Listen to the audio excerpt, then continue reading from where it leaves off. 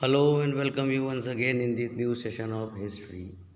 Today we are going to read about the question answers and the copybook work of your lesson number 3 in history, the foundation of Delhi Sultanate.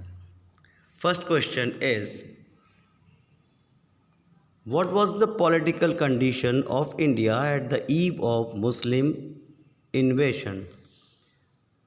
Political condition A. The whole country was divided into small kingdoms who were always fighting with each other.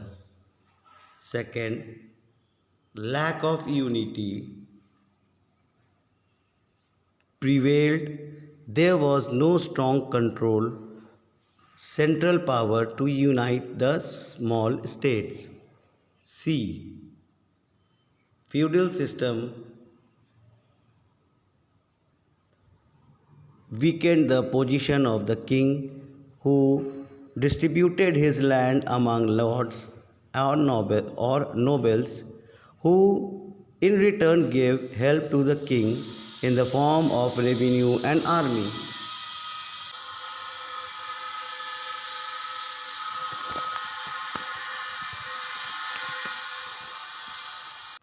Muhammad Ghori. He was also the ruler of a small kingdom named Ghor in Afghanistan. He invaded India in 1190 AD and he defeated several Rajput kingdoms lying in the path.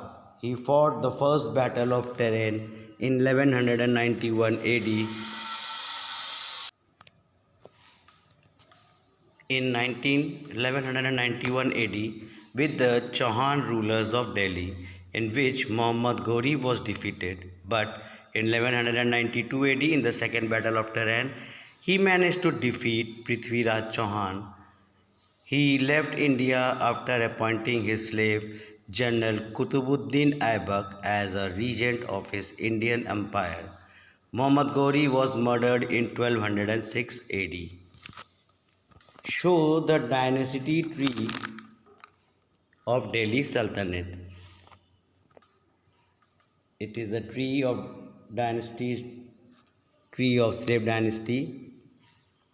Kutubuddin Aibak 1206 to 1210 AD.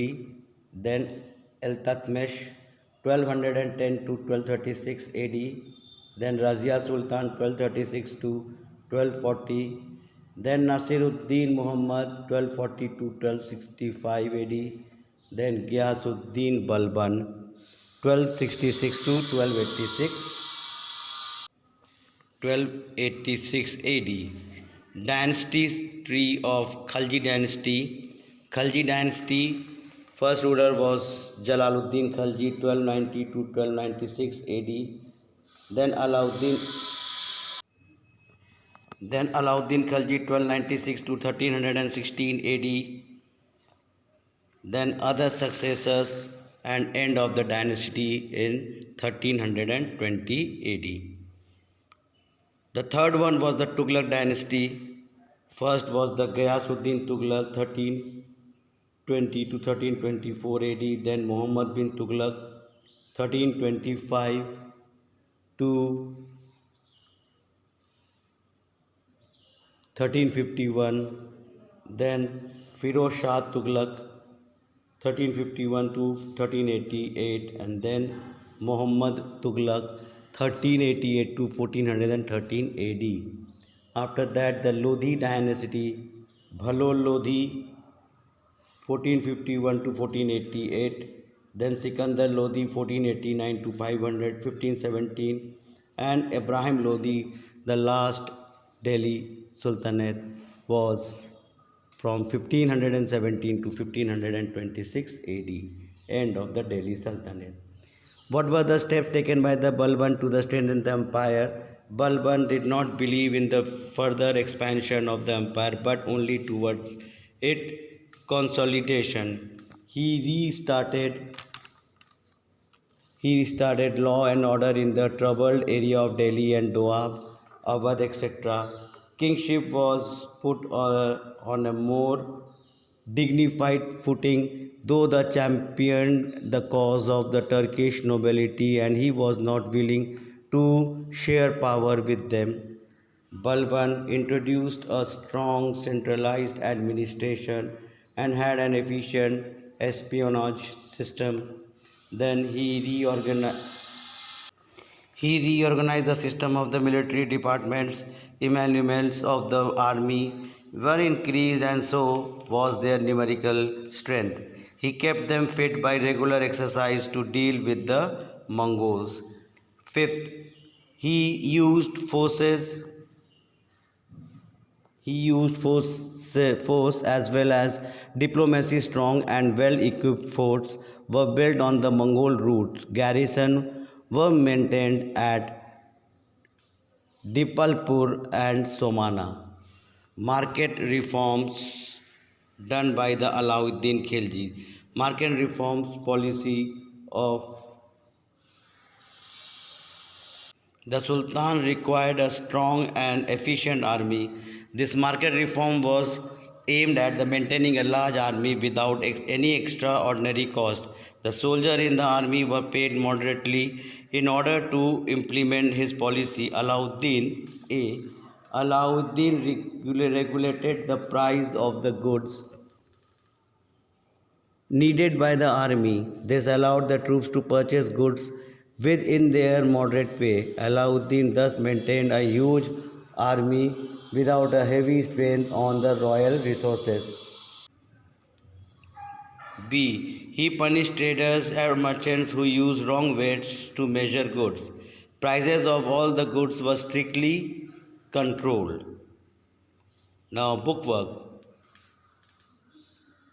Mahmud of Ghazni and the Muhammad of Ghori were two Turkish slaves. Second, Qutbuddin Aybak laid the foundation of the Muslim Empire in India.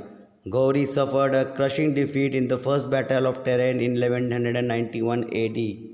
The Qutub Minar was constructed in honor of Sufi Saint Qutbuddin Bhaktiar Kaki. Razia Sultan was the first female ruler in the Muslim world. Sixth, Alauddin Khalji was the first Sultan to lead the expedition against the Deccan Kingdom. Match the following: Jaipal,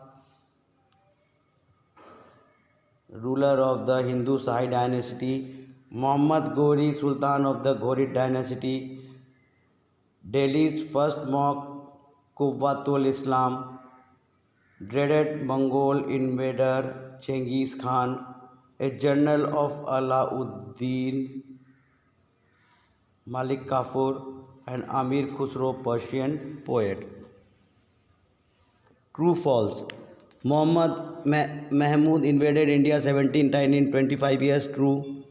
Muhammad Mahmud's raid had a religious motive. No, false. It was were to loot the wealth in India. Third, Prithviraj Chauhan was killed in the second battle of Tehran. True.